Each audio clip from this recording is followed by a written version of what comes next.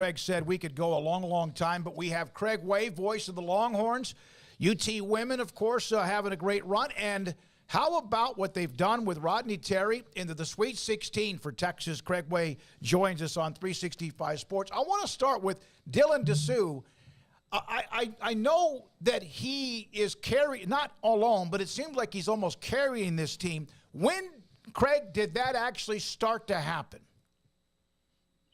Smokey, I think it happened right around the midseason mark, and really and truly, it kind of traces back to the knee injury and subsequent surgery he had after he transferred from Vanderbilt to Texas. Of course, he's a local product out of Hendrickson High in Pflugerville, and always wanted to go to Texas. Shaka Smart's staff, I think, was a little wary about the knee issue and went ahead and recruited different guys, and so he wound up going to Vanderbilt. Played well at Vanderbilt, but then sustained a knee injury, had to have surgery, and last year was kind of a slow road back for him. He actually even checked into the NBA, consulting, you might say, going just to see what they thought of him, visited with the league officials, and they advised him that he'd probably be better served to go back to school for another year, so he did, and real good student, and came back. And even in the first few ball games of the year, he was still, I don't know if, that old thing about when a wide receiver or a running back hurts the knee about cutting it loose and trusting it. It might have been something like that, Smokey. But then I think after that, he started to come to life a little bit in conference play. And I got to tell you, and I think you were there to see it with your own eyes, that the game that kind of launched him into what he's doing now was the Baylor game. The rest of the Longhorns did not play very well, and the Bears beat them. But Dylan Disu had 24 points in that game, and he was one of the few weapons they had. And then he's just been on fire, obviously, in the Big 12 tournament, winning the tournament outstanding player. He's just continued it on in the first two games of the NCAA tournament. So I think it's been a slow process, but now it is starting to crescendo for him a little bit. Craig, he looks to me, and I don't mean it's like to make fun of him in any way, but like he is like kind of gangly, and he doesn't look as athletic as he is. And I think there are probably players who don't even realize he's athletic as he is until he goes past them and makes them look foolish. Paul, I've heard him described as somewhat of an unrefined or still developing whatever you want to call it, LaMarcus Aldridge starter kit. He's got the length. He has athleticism. He's still refining on a lot of skills. But I will tell you one thing he's refined, and that's that in the lane, that jump hook, the one-arm push in the lane. He's very, very comfortable with that shot. I've talked to him a few times about it, and that's where he's at his most comfortable. And then he can hit different ones, too. That was a gigantic fadeaway he hit from the baseline at the shot clock buzzer late in the ball game against Penn State. So he's developing his game. He can even shoot the three a little bit and has done so, but he's more comfortable in the mid-range game. So the mid-range jumper is not quite a lost art yet, at least in his mind. Craig, obviously the Rodney Terry storyline is one that's been fascinating now ever since he took over the reins as the interim head coach. And I don't mean to ask this as far as like, well, what do you think they do in the future or anything like that? I totally understand why they want this season to play out. But have you in all your years covering as much as you have seen anything quite like him jumping into the fire and having the success he's had? What's that been like to be on the side to kind of watch that unfold these last few months?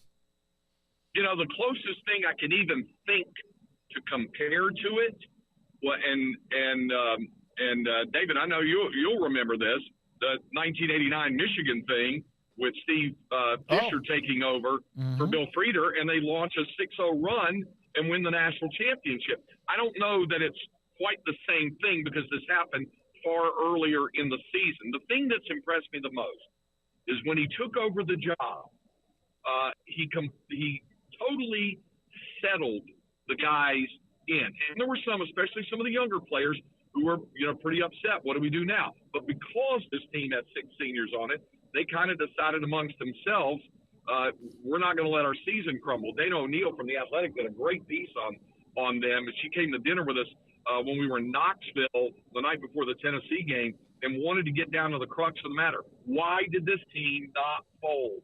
And to a man, Timmy Allen, Marcus Carr, the veterans of this group, Jabari Rice. We're not Brock Cunningham. We're not going to let it fold away. They said it's our team. It's up to us. And plus they really like Rodney Terry. They think the world of RT. So I think all of that. And then the other thing, the one thing you've asked me what I've noticed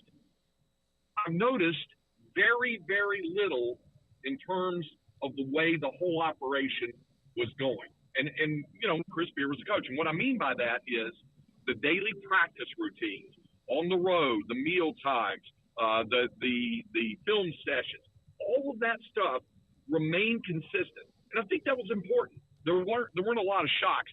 Rodney didn't, try to go in and reinvent the wheel or blow it up and say, no, this is how we're going to do it. This is how I'm going to do it, because he had so much input into it before when Beard was the head coach. Chris used to say that he kind of brought Rodney in to be the defensive coordinator, almost a co-head coach type. Chris was definitely the head coach, but Rodney was such a big part of it. And so was Bob Donewald, who was kind of the offensive coordinator. And those guys have still kind of retained those primary responsibilities. It's just that Rodney, I think, has had that calming influence on the guys. And it goes all the way back, fellas, to touch it to your home base, to his formative years as a coach when he was on Harry Miller's staff at Baylor, even before he took the Texas job. And I did not know this until this year. He almost went to work for Kelvin Sampson at Oklahoma and then got talked out of it, stayed one more year, and then Rick Barnes hired it. And that launched it. They were together for 10 seasons. And then after that, he went off, became a head coach, did a great job at Fresno, and then went to UTEP, was trying to build it back up. And Beard wanted him to come back and be in that role. And so he did. And so I think there's been very little absolute blow up, shake up, all of that sort of stuff.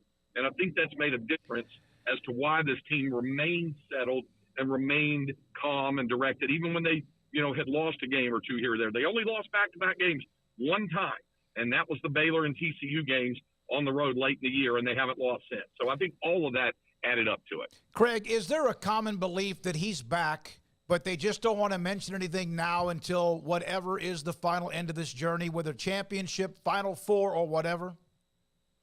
I think that's a logical way to look at it, David. I think that he obviously has earned it, and I think probably that decision will come down.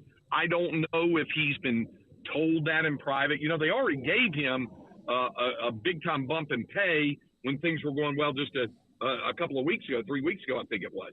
So that, to me, demonstrated confidence in his abilities and skills and all of that sort of thing. And he's done nothing to alter any of that.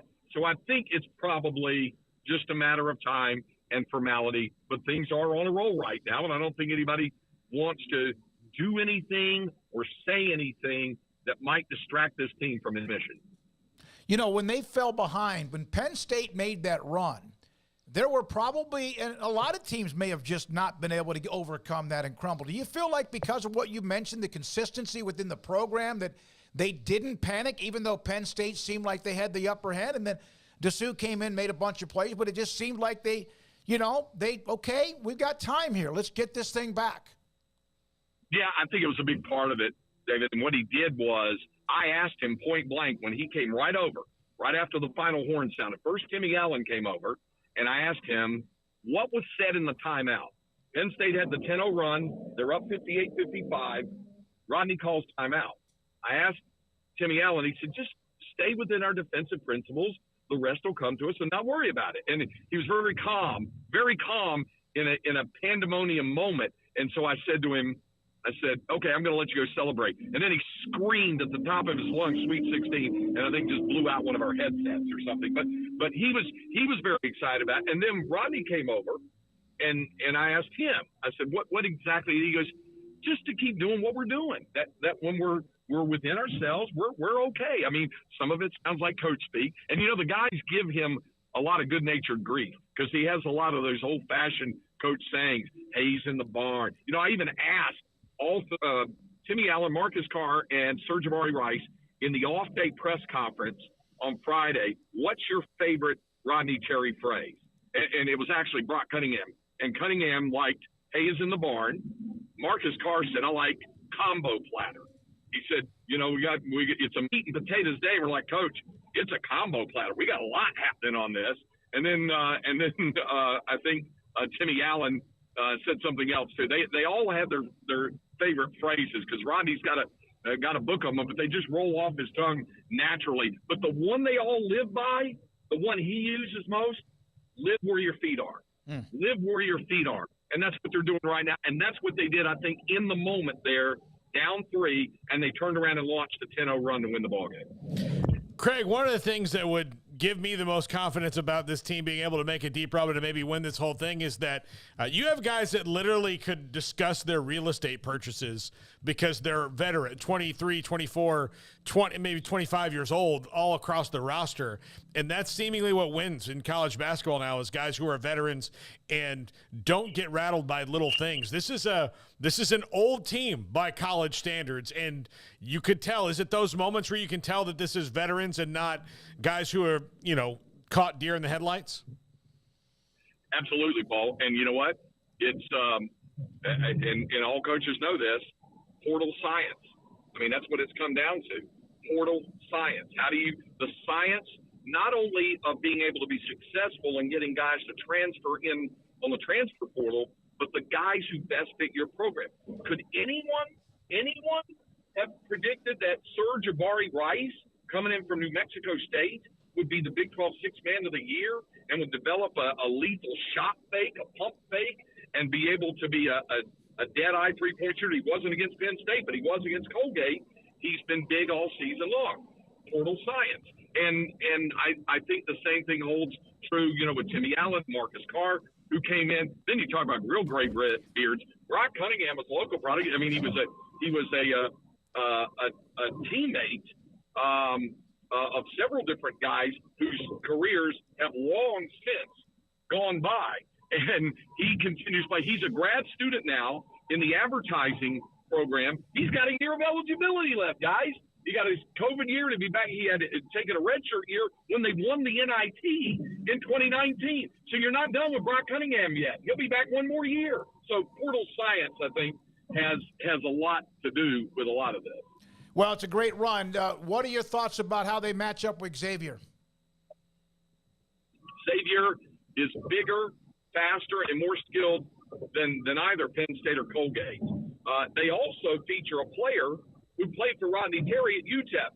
Sule Boom played for Rodney at UTEP. And when Rodney first took the job to be on Chris Beard's staff, he tried to get Sule to transfer there, but Sule ended up transferring to Xavier. And he's a weapon as well. But they've got guys who can shoot it. They're very, very good offensively. They give up some points on the defensive side. The Longhorns will have to be better offensively than they were Saturday night in order to win. And then they're going to have to be hitting their usual marks on defense to have an opportunity to win the game.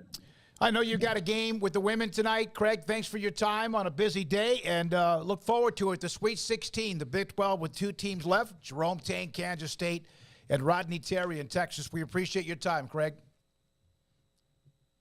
Craig Way, voice of the Longhorns, with us on 365 Sports. Hardest working man in showbiz.